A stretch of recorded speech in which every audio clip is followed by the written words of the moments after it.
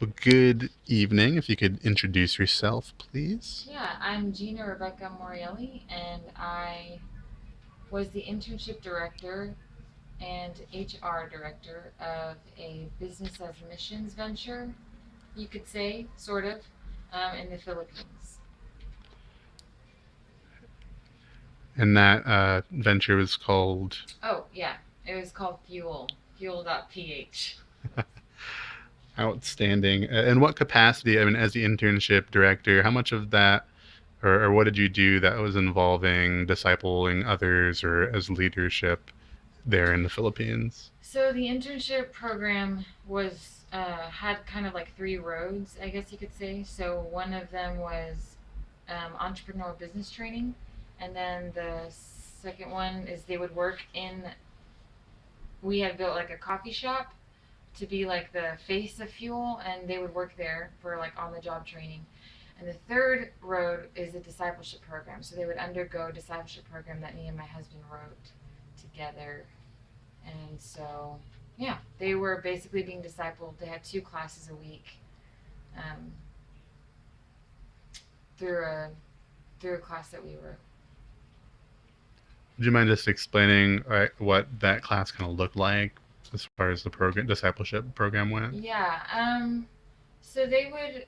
So we delved dove into the spiritual disciplines pretty strongly from the get go. So we started off like that.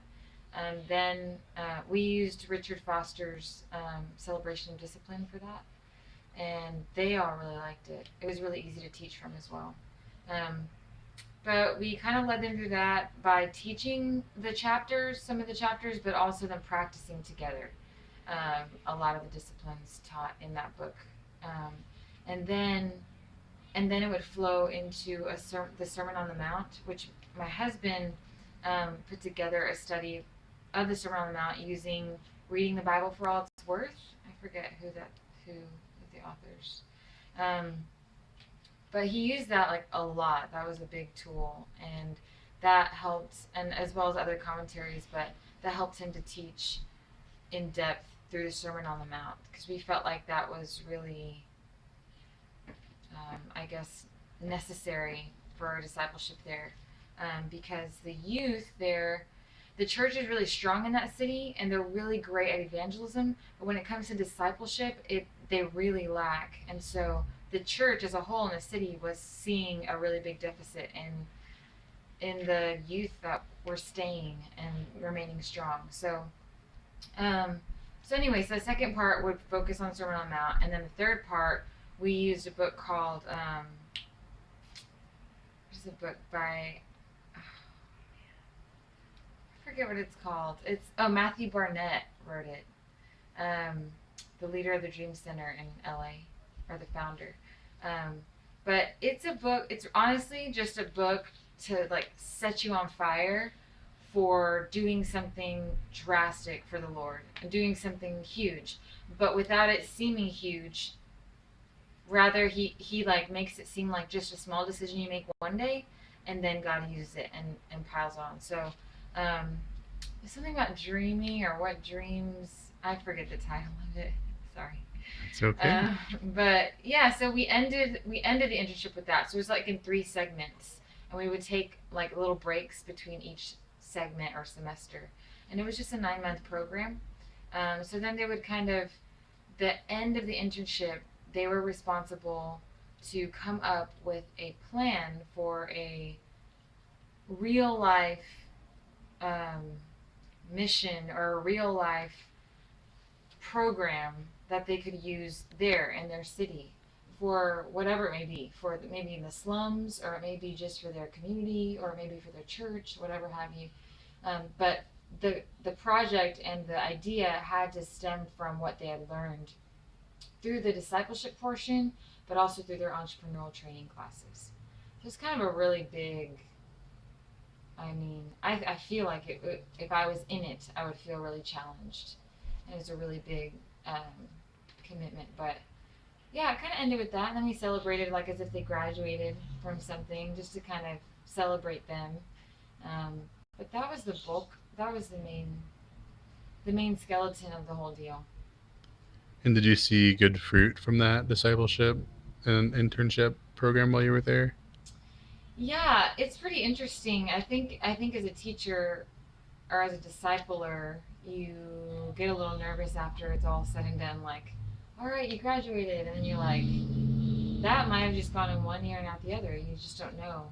And but there was, it's really cool. One of the two of the interns were married, and they were involved with b-boy dancing. So they were involved in a breakdance group, and at one point, so they had moved away, but at one point they came back into town, and we got to hang out with them. And Anna was hanging out with me, and she told me that she was so excited because all the stuff that Sir Mimo, who's my husband, had taught them in the Sermon on the Mount.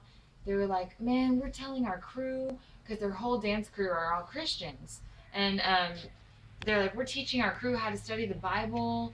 You know, all of the tools that he helped us use, which were just simple, like learning the date, um, asking certain questions when you read the Bible, making observations in the text. You know, like very simple, I think, foundational Bible study tools. But they just like ate it up. And she was telling us that they were able to tell their crew, and then they were having like these little Bible studies together. And she was so excited. And on top of that, she said that she's like, and even on my own time, she's like, I'm kind of diving into the book of Ruth, and I'm kind of starting like my own personal Bible study, and I can like dive in myself because I have all these tools.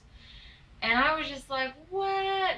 I remember just going over to my husband and being like, you should have heard what she said, because it's just so awesome to see that. But I think even beyond her, I mean, or beyond the two of them, most of them, except for maybe two, we had 8 interns every round, were somehow practicing it and somehow inspired to start something in their own context and in their own like areas. So it's pretty cool. It was pretty cool to see that. Yeah, That's even with the awesome. language barrier. Would you say the language barrier was your greatest challenge, or was there another challenge that was even greater when you were there in that program? um, Two. I was almost gonna say 100% language barrier. Yes, that was our biggest issue. But they speak English and they understand English, so it wasn't totally un. But these deep things, it just gets a little bit trickier to talk about.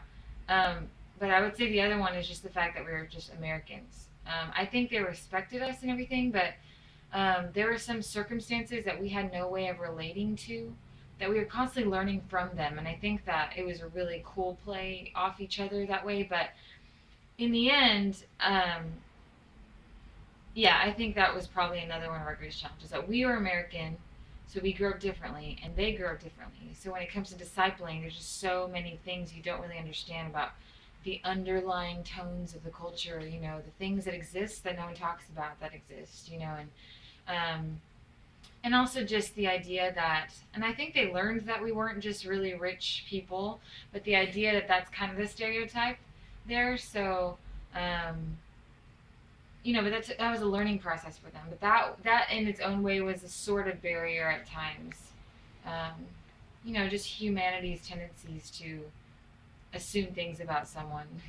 No matter how much you love them. But anyway, I think those were, yeah, probably the biggest ones.